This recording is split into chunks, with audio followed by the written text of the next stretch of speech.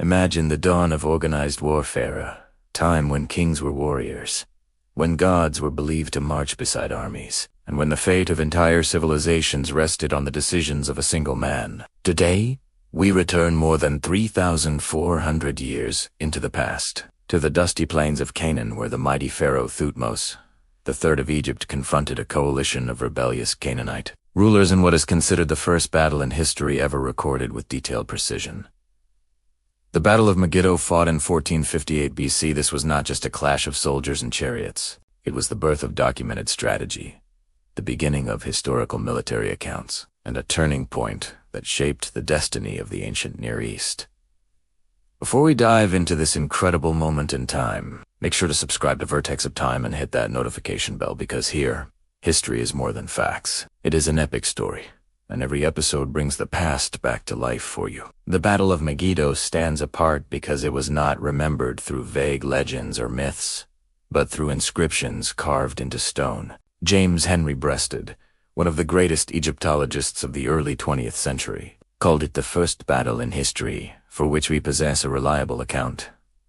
Those records, preserved on the walls of the Temple of Ammon at Karnak, give us not only the movements of armies but also the thoughts and strategies of Pharaoh Thutmose himself. Unlike many ancient conflicts shrouded in silence, here we can see, almost as if we were there, the choices that shaped the battlefield and the consequences that would ripple across centuries. To understand why this battle was so significant, we must first look at the political landscape of the time. The Egyptian Empire, under the Thutmose dynasty, dominated the Levant through tribute, diplomacy, and force. They held sway over the wealthy trade routes that connected Egypt with Mesopotamia and Anatolia.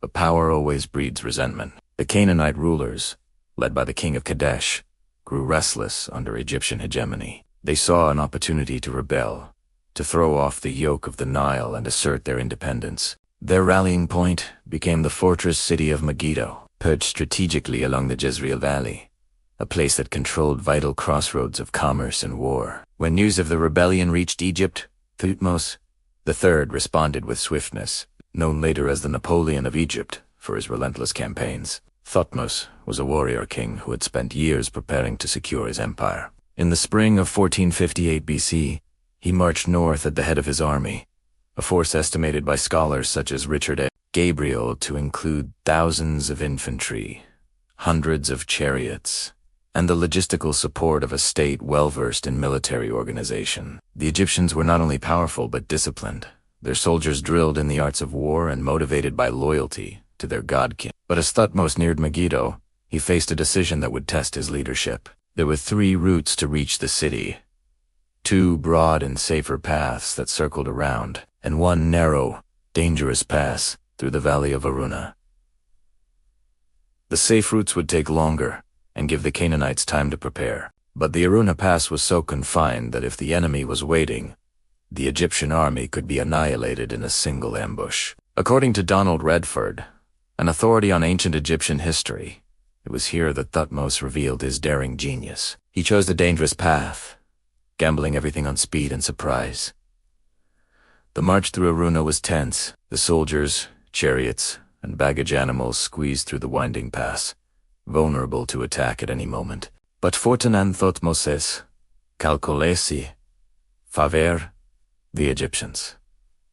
The Canaanites, expecting their enemy to take the longer routes, had left the pass unguarded. Emerging from Aruna, Thutmose's forces caught the coalition off guard, descending upon the plains near Megiddo.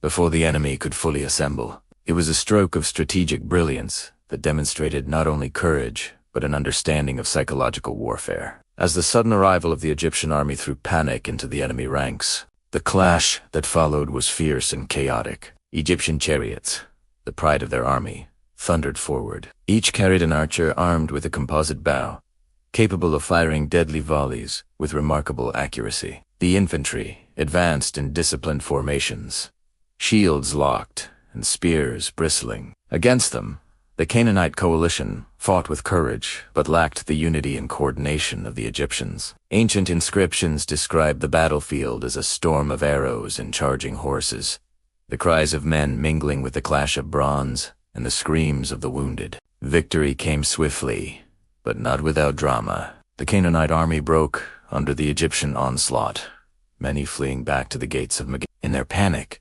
they abandoned not only their weapons, but even their clothing, so desperate was their retreat. Thutmose's troops, caught up in the thrill of triumph, paused to loot the enemy camp, a costly mistake, for it allowed many Canaanite leaders to escape into the fortified city. Still, the Egyptians held the field, and Megiddo was surrounded. The siege that followed lasted 4 months. Megiddo's high walls and fortified gates made it difficult to storm. But the Egyptians understood the art of attrition. They cut off supplies, blockaded the city, and waited. Eventually, hunger and despair broke the defenders. The rulers of Megiddo, dressed in humiliation, came out of the gates and prostrated themselves before the pharaoh. According to the inscriptions, they were spared, but their submission marked the triumph of Egyptian power. Thutmose III had not only crushed the rebellion, but reasserted Egypt's dominance over Canaan for generations to come. The spoils of victory were immense. Hundreds of chariots, thousands of horses, vast quantities of weapons, and the reaffirmation of Egypt's supremacy over the trade routes of the Near East. More importantly, this campaign became a model for the future. Richard Gabriel emphasizes that Megiddo was revolutionary, not because it was the first battle ever fought, but because it was the first battle whose details were carefully documented, showing us the principles of strategy, logistics, and leadership that would define warfare for millennia. Halfway through this story, let me pause to say, if you were fascinated by how one battle could change the course of history, make sure you subscribe to Vertex of Time right now. Every week, we uncover forgotten wars, legendary leaders, and the turning points that shaped our world. Don't just learn history, live it with us.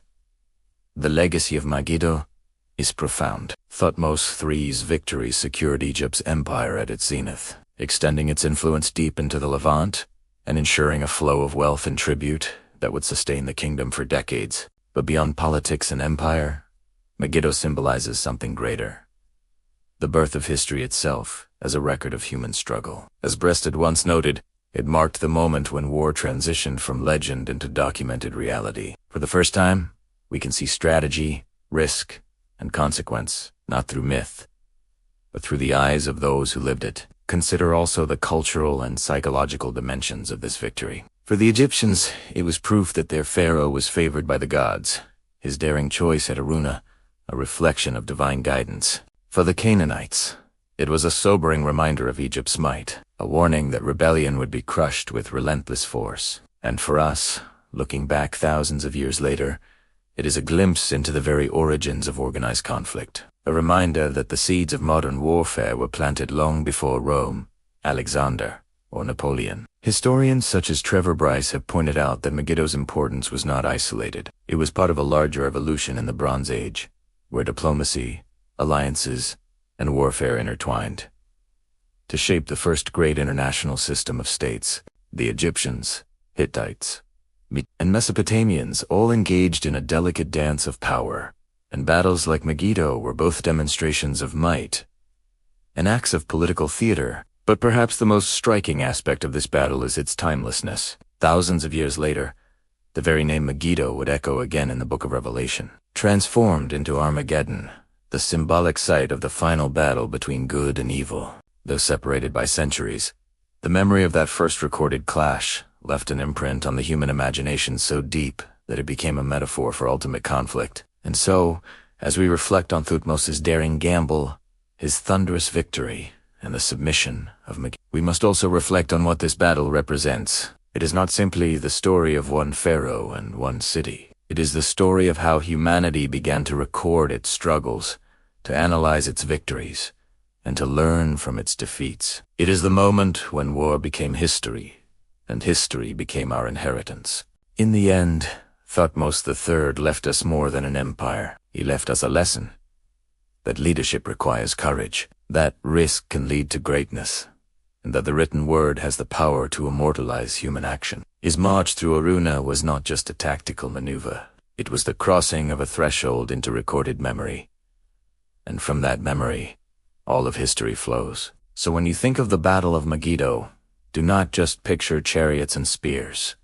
Picture the birth of history itself. Picture the moment when humanity first began to tell its story, not through myth, but through fact. And remember that every great turning point, even in our own time, begins with a single daring decision. This was the first recorded battle in history, the moment when strategy, courage, and destiny collided on the plains of Canaan. And as long as history is remembered, the echoes of Megiddo will never fade. If you love epic history, forgotten wars, and legendary leaders, subscribe to Vertex of Time, and never miss a new video.